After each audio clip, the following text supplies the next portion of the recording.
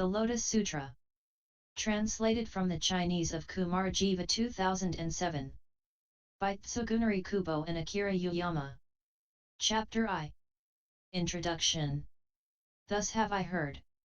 Once the Buddha was staying in the city of Rajag.ha, on the mountain called G.Drakuta, together with a great assembly of 12,000 monks, all of whom were arhats whose corruption was at an end, who were free from the confusion of desire, who had achieved their own goals, shattered the bonds of existence, and attained complete mental discipline. Their names were Ajinata Kondinya, Mahakasyapa, Uravalvakasyapa, Gayakasyapa, Nadikasyapa, Sariputra, Mahamadgalyayana, Mahakatyayana, Anurada, Kaphina, Gava.Patti, Riveda, Pilan Davidsa, Bakula, Mahakasthila, Nanda, Sundarananda, Purnama Maitreya Niputra, Subhuti, Ananda, and Rahula. All of them were great arhats, known to the assembly. There were in addition 2,000 others, both those who had more to learn and those who did not. The nun Mahaprajapati was there, together with her 6,000 attendants, and also the nun Yasodhara, Rahula's mother, together with her attendants. There were also 80,000 bodhisattva mahasattvas, all of whom were irreversible from highest, complete enlightenment, anuttara samaya kase. Bodhi. They had obtained the dharanis, were established in eloquence, and had turned the irreversible wheel of the Dharma. Each had paid homage to countless hundreds of thousands of Buddhas, planted roots of merit in their presence, and had always been praised by those Buddhas. They had also cultivated compassion within themselves, skillfully caused others to enter the wisdom of a Buddha, obtained great wisdom, and reached the other shore. All of them were famous throughout countless worlds and had saved innumerable hundreds of thousands of sentient beings. They were Manjusri, Avalokitesvara, Mahasthamaprapta, Nityadayukta, Anaksiptadhura, Ratnapani, Basajiraja, Pradhanasura, Ratnakandra, Candraprabha, Purnakandra, Mahavakraman, Anantavikraman, Trailokyavikrama, Bhadrapala, Maitreya, Ratnakara, and Suzathavaha. There were altogether 80,000 such bodhisattva mahasattvas. At that time Sakra, king of the Devas, was also there, attended by 20,000 Devaputras. Kandra, Samantagandha, and Ratnaprabha, and the great Devas of the four quarters were there, together with a retinue of 10,000 Devaputras. The Devaputras Isvara and Mahesvara were there, attended by 30,000 Devaputras. Brahma, the lord of the Saha world, as well as the great Brahma Sekan and the great Brahmajutasprabha were there, together with a retinue of 12,000 Devaputras. The 8 Naga kings, namely, Nanda, Upananda, Sagara, Vasukan, Taksaka, Anavatapta, Manasvan, and Utpalaka, were also there, each of them surrounded by several hundreds of thousands of attendants. There were 4 kings of the Ki.Naras whose names were Dharma, Siddharma, Mahadharma, and Dharmadhara, and each had several hundreds of thousands of attendants. The 4 kings of the Gandharvas were there. They were Manajana, Manajanasvara, Madhura, and Madhurasvara, each of them also with several hundreds of thousands of attendants. There, too, were 4 kings of the Asuras called Badan, Karaskandha, Vimasitra, and Rahu, each with several hundreds of thousands of attendants. Mahatejas, Mahakaya, Mahapurna, and Mahardhiprapta, the 4 kings of the Garudas, were there together with several hundreds of thousands of attendants. Finally, King Ajatasattu, Vidhi's son, was also there with several hundreds of thousands of his attendants. Each of them, after having bowed at the Buddha's feet, withdrew and sat to one side. At that time the Bhagavat was respectfully surrounded by the fourfold assembly, i.e., monks, nuns, laymen, laywomen, paid homage, honored, and praised. He then taught the bodhisattvas the Mahayana Sutra called Immeasurable Meanings, Mahanirdesa, the instruction for the bodhisattvas and the treasured lore of the Buddhas. After having taught this sutra, the Buddha sat cross-legged, entered the samadhi called the abode of immeasurable meanings, Anantanirdasapratisthana. and remained unmoving in both body and mind. Mandarava and Great Mandarava flowers, Manjusaka and Great Manjusaka flowers then fell like rain from the sky, scattering upon the Buddha and all of his attendants, and the whole Buddha world quaked in 6 ways. At that time, that whole assembly of such humans and non-humans as monks, nuns, laymen, and laywomen, the devas, nagas, yaksas, gandharvas, asuras, garudas, ki-naras, mahoragas, kings, and noble emperors, having experienced something unprecedented, were filled with joy, and with their palms pressed together they gazed attentively at the Buddha. Then the Buddha emitted a ray of light from the tuft of white hair between his eyebrows. It illuminated all the 18,000 worlds in the east, down as far as the lowest hell, Avasai, and up as high as the Akanistha heaven. All the sentient beings in those worlds living in the 6 transmigratory states became visible from this world. The Buddhas in those worlds were also seen, and the Dharma they were teaching could be heard. The monks, nuns, laymen, and laywomen and those who had practiced and achieved the path were also to be seen, while the bodhisattva mahasattvas, of various background causes and conditions, endowed in various degrees with the willingness to understand and having various appearances, were also seen practicing the bodhisattva path. All of the Buddhas who had achieved parinirvana were seen, as well as their relic stupas made of the 7 precious treasures. At that moment it occurred to Bodhisattva Maitreya, the Bhagavat has now manifested the sign of great transcendent power. What could be the reason for this marvel? The Buddha, the Bhagavat, has now entered Samadhi. Whom should I ask about this wonderful marvel? Who would be able to answer my question? Then he thought further, this Manjusri, Prince of the Dharma, has closely attended and paid homage to innumerable Buddhas of the past. He must certainly have seen such a marvelous sign before. I should ask him now. At the same time it occurred to the monks, nuns, laymen, and laywomen, devas, nagas, yaksas, and others, now whom should we ask about the illumination and marvelous sign of this Buddha? Then Bodhisattva Maitreya, wanting to clear up his own confusion, and knowing the minds of the fourfold assembly of monks, nuns, laymen, and laywomen and of the nagas, yaksas, and other beings in that gathering, asked Manjusri, what is the reason for this marvelous sign, this great ray of light that illuminates the 18,000 worlds in the east and renders visible the adornments of all the Buddha worlds? Thereupon Bodhisattva Maitreya, wanting to elaborate the meaning of this further, spoke to Manjusri in verse. O Manjusri! Why has the leader emitted this great ray of light far and wide? From the tuft of white hair between his eyebrows, raining down Mandarava and Manjusaka flowers, and gladdening the people with the fragrant wines of sandalwood? For this reason, the earth is completely adorned, and this world quakes in 6 ways. And the fourfold assembly is completely enraptured, delighted in body and mind at the experience of such an unprecedented marvel. From the depths of the Avasai hell up to the summit of existence, the ray of light from between his eyebrows illuminates the 18,000 worlds, which shimmer like gold.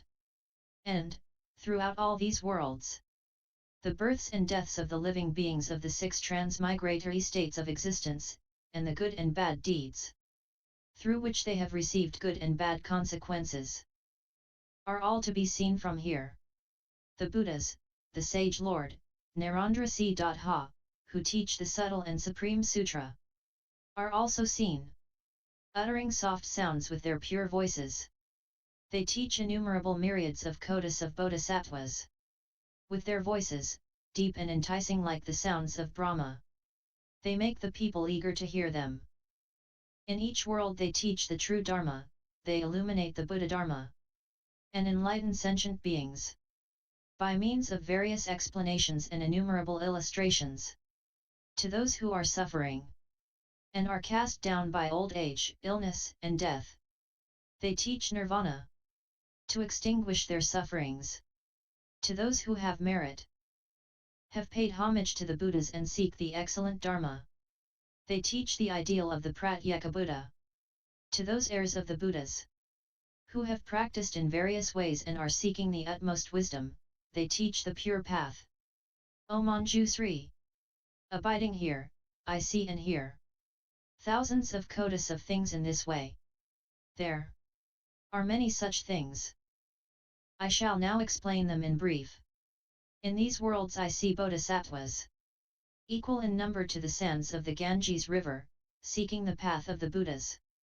According to their various situations, some undertake the practice of giving gifts, joyfully giving gold, silver, coral, pearls, jewels, conch shells, agates, diamonds, servants, carts, and ornamented litters.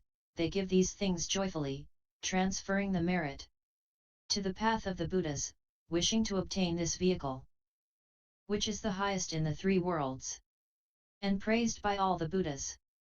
Other bodhisattvas give gifts, such as ornamented carts yoked with 4 horses and furnished with railings, canopies, and decorated eaves. Moreover, I see bodhisattvas who, seeking for the highest path, give gifts such as their bodies, flesh, hands, and feet, as well as their wives and children. Moreover, I see bodhisattvas who are joyfully giving their heads, eyes, and bodies, while searching for the wisdom of the Buddhas. O Manjusri! I see kings making pilgrimages to the Buddhas, asking about the highest path, abandoning their prosperous lands, palaces, subjects, and harems, shaving their heads and beards, and wearing the robes of the Dharma. I see some bodhisattvas becoming monks, dwelling apart in tranquility, reciting the sutras with contentment. I also see bodhisattvas, persistent and courageous, going into remote mountains, and contemplating the Buddha path. I see some abandoning worldly desires, dwelling always in lonely places, practicing profound meditations, and obtaining the 5 transcendent powers. I see bodhisattvas meditating with palms pressed together, praising the kings of the Dharma, with thousands of myriads of verses. I also see bodhisattvas profound in wisdom and firm in resolution, asking the Buddha's questions, listening carefully and retaining everything. Furthermore, I see heirs of the Buddhas, endowed with concentration and wisdom, teaching the Dharma by innumerable illustrations for the benefit of living beings, leading and inspiring the bodhisattvas by joyously teaching the Dharma, destroying Mara and his minions and beating the drums of the Dharma. I also see bodhisattvas who are tranquil and silent in ease, and never exult, even in the homage paid by devas and nagas. I see bodhisattvas dwelling in forests, radiating light, alleviating the suffering of beings in the hells, and causing them to enter the Buddha path. I also see heirs of the Buddhas, who have never fallen asleep, and are constantly wandering in forests in search of the Buddha path. I see some who are pure like jewels, endowed with integrity, and faultless in behavior, in search of the Buddha path. Furthermore, I see heirs of the Buddhas in search of the Buddha path, who have the power of perseverance and patiently endure those of excessive pride, who abuse them verbally and physically. I see bodhisattvas who have been searching for the Buddha path for thousands of myriads of kotis of years, and who have renounced idlers and foolish companions and approached the wise. Having single-mindedly rid themselves of inner confusion, they are meditating in mountain forests. I also see bodhisattvas seeking for the highest path, who are giving food and drink, and 100 kinds of medicine to the Buddha and the Sangha. They give superb garments and clothing worth thousands of myriads, and priceless robes to the Buddha and the Sangha. They give thousands of myriads of kotis of treasured monasteries made of sandalwood, and various kinds of excellent bedding to the Buddha and the Sangha. They give clean garden groves full of flowers and fruits, fountains and bathing pools to the Buddha and the Sangha. Thus they give such various excellent things with joy and vigor, seeking the supreme path. There are also bodhisattvas who are teaching innumerable sentient beings the Dharma of tranquility in various ways. Furthermore, I see bodhisattvas, who have perceived the essential character of all dharmas, phenomena, to be without duality, just like empty space. I also see heirs of the Buddhas who are seeking the highest path. Through this subtle wisdom, their minds free of attachment. O Manjusri! There are bodhisattvas who pay homage to the relics, sararas, of the Buddhas after their parinirvanas. I also see heirs of the Buddhas who have built stupas, as numerous as the sands of the Ganges river, with which to decorate the Buddha worlds. These jeweled stupas are magnificent, 5,000 yojanas in height and 2,000 yojanas in both length and width. On each of these stupas are 1,000 banners, flags, and canopies, and jeweled bells ringing harmoniously. And devas, nagas, humans and non-humans constantly give offerings of perfume, flowers, and music to them. O Manjusri! The heirs of the Buddhas have decorated the stupas in order to pay homage to the relics. These worlds have been spontaneously made as extraordinarily beautiful as the king of the heavenly trees when his flowers bloom. Because the Buddha has emitted this ray of light, I and those with me in the assembly can see these worlds of marvelous and varied beauty. The wisdom and transcendent powers of all the Buddhas are extraordinary, by emitting a single ray of light. He has illuminated innumerable lands. Seeing this, we attain that which we have not met with before. O Manjusri, heir of the Buddhas! We entreat you to rid us of our confusion. The fourfold assembly is joyfully looking up at you and me. Why did the Bhagavat emit this ray of light? O heir of the Buddhas, now answer. Resolve our confusion and gladden us. Why is he emitting this ray of light?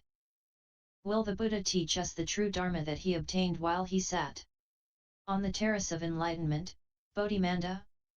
Will he predict enlightenment to us? It is not for a trifling reason that all the Buddha lands, ornamented with various jewels, and all the Buddhas have been made visible.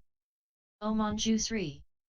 You should know that the fourfold assembly, Nagas, and Devas, look forward to hearing what you shall reveal. Thereupon Manjusri spoke to Bodhisattva Mahasattva Maitreya and the other worthy beings, O sons of a virtuous family. I am very sure that the Buddha, the Bhagavat, will now teach the great Dharma, rain down the great Dharma, blow the conch of the great Dharma, beat the drum of the great Dharma, and reveal the meaning of the great Dharma. O sons of a virtuous family! I have seen Buddhas in the past who have shown this marvel, and have taught the great Dharma immediately after emitting a ray of light. Therefore, you should know that in the very same way the Buddha has now emitted this light and has shown this marvel in order to cause all sentient beings to hear and understand the Dharma which in all the worlds is difficult to understand.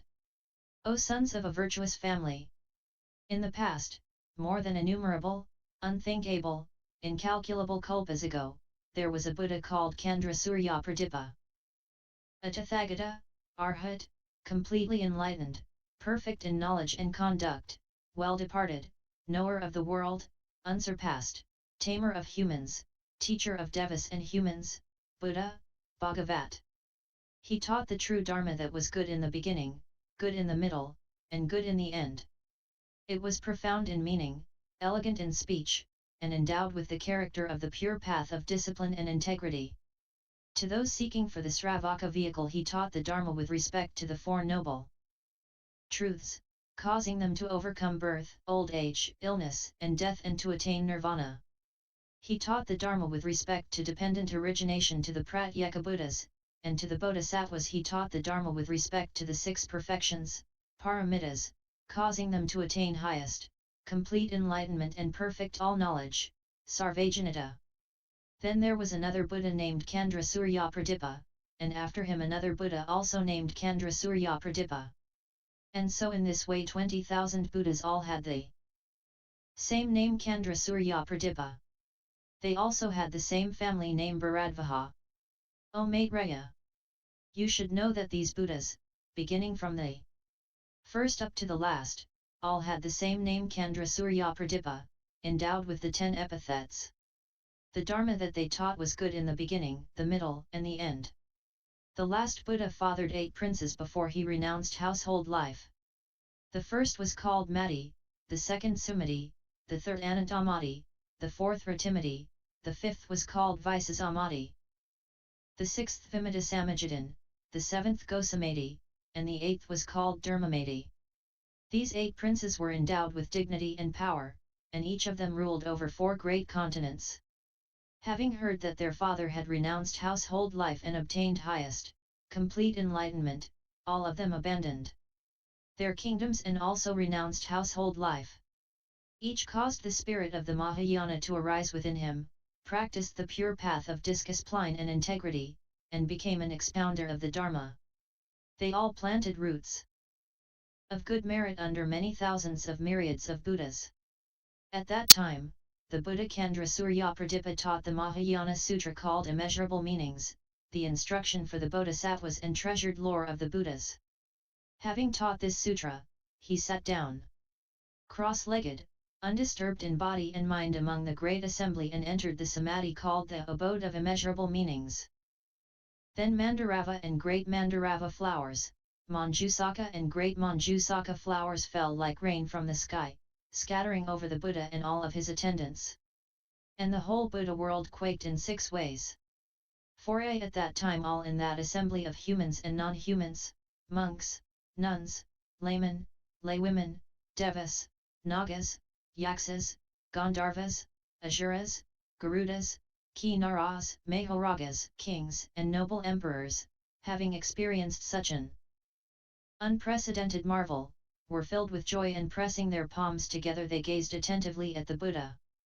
Then the Buddha emitted a ray of light from the tuft of white hair between his eyebrows which completely illuminated all the 18,000 worlds in the east, in the same way that all of these Buddha worlds are visible now. O Maitreya! You should know that at that time there were 20 kotis of bodhisattvas in the assembly who wanted to hear the Dharma. All of these bodhisattvas, having seen all the Buddha worlds completely illuminated by this ray of light, were struck with wonder and wanted to know why it was emitted. A bodhisattva named Varaprabha was there with his 800 disciples.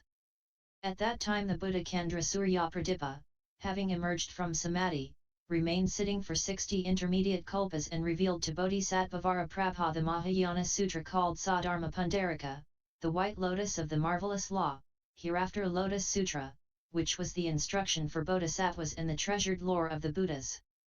The assembly also sat there, undisturbed in body and mind, listening to the Buddha's exposition for 60 intermediate kalpas as if only a single mealtime had passed. During that time not a single person among them experienced fatigue of body or mind. Having taught this sutra for 60 intermediate kalpas, the Buddha Candrasuryapradipa made this proclamation to the assembly of Brahmas, Maras, Sramanas, Brahmins, Devas, humans, and Asuras, saying, on this day during the middle watch of the night, the Tathagata will enter nirvana without residue. Then the Buddha Candrasuryapradipa gave this prediction to a bodhisattva called Srigarbha. Addressing the monks, he said, this bodhisattva Srigarbha will become the next Buddha after me. He will be called Vimalanganitra, a Tathagata, Arhat, completely enlightened. The Buddha, after having made this prediction, entered nirvana without residue during the middle of the night. After the Buddha passed into extinction, Bodhisattva Varaprabha, having preserved the Lotus Sutra, taught it to humans for the full period of 80 intermediate kalpas. This Bodhisattva Varaprabha was made the teacher for the Buddha Candrasuryapradipa's 8 princes. Varaprabha led and inspired them and caused them to be firm in highest, complete enlightenment. After paying homage to innumerable hundreds of thousands of myriads of kotis of Buddhas, all these princes attained the path of the Buddhas. The last of these to become enlightened was named Dipa. Among the 800 disciples of Bodhisattva Varaprabha there was a man named Yasaskama who was attached to Prophet. Even though he had repeatedly recited the sutras he never became versed in them and forgot the greater part. That is why he was called Yasaskama, fame seeker. But because he had also planted various roots of good merit, he was able to meet innumerable hundreds of thousands of myriads of kotis of Buddhas whom he rendered homage to, honored, revered, and praised. O Maitreya! You should know that Bodhisattva Varaprabha at that time was none other than myself, and Bodhisattva Yasasgama was none other than you. The marvel we see here is exactly the same as the previous one. Therefore I am certain that today the Tathagata will teach the Mahayana Sutra called the Lotus Sutra, the instruction for Bodhisattvas and treasured lore of the Buddhas. Thereupon Manjusri, wanting to explain the meaning of this further, spoke to the great assembly in verse. I remember that in the past, innumerable incalculable kalpas ago, there was a Buddha, the best of humans, called Candrasuryapradipa. This Bhagavat taught the Dharma, leading and inspiring innumerable sentient beings and incalculable numbers of bodhisattvas, to attain the wisdom of the Buddhas. Before renouncing household life, the Buddha fathered 8 princes. Having seen the great sage renounce household life, they also followed him, and practiced the pure path of discipline and integrity. At that time the Buddha taught, and extensively illuminated the Mahayana Sutra called Immeasurable Meanings, to the great assembly. After having taught this sutra, the Buddha sat down cross-legged on the seat of Dharma and entered the samadhi called the abode of immeasurable meanings. The heavenly mandarava flowers fell down like rain, the heavenly drums resounded spontaneously. All the devas, nagas, and yaksas paid homage to the best of humans. All of the Buddha worlds suddenly quaked greatly, and the Buddha emitted a ray of light from the tuft between his eyebrows and manifested various marvels. This ray of light illuminated the 18,000 Buddha worlds in the east and revealed the conditions resulting from the karma of each sentient being. Through this light of the Buddha, all the Buddha worlds appeared as if they were decorated with various jewels such as lapis lazuli or crystal. All the devas, humans, nagas, yaksas, gandharvas, and ki-naras were each seen paying homage to the Buddhas. All the Tathagatas, who had spontaneously attained the path of the Buddhas, looked majestic and very beautiful with bodies like golden mountains. Each Bhagavat appeared like a golden image in the midst of lapis lazuli, expounding the meaning of the profound Dharma to the great assembly. There were innumerable Sravakas in each of the Buddha worlds, and they saw all the great assemblies because of the light of the Buddha. There were also monks living in mountain forests, who, through persistence, possessed purity of conduct, which they protected like a precious jewel. There were bodhisattvas as numerous as the sands of the Ganges river, practicing by giving, dana, perseverance, ksanti, and so on, i.e., the 6 perfections, who also became visible through the light of the Buddha. There were bodhisattvas, who, having entered deep samadhi, were tranquil and undisturbed in body and mind, and who were seen seeking for the highest path. There were also bodhisattvas, who, knowing the tranquil character of the Dharma, were seen teaching the Dharma, and seeking the path of the Buddhas in each of the Buddha worlds. At that time the fourfold assembly, having seen the Buddha Candrasuryapradipa manifest these great transcendent powers, became delighted, and asked each other what the reason for this could be.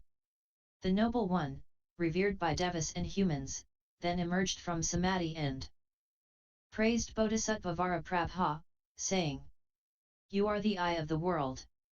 You are believed in by all and possess the treasure house of the Dharma.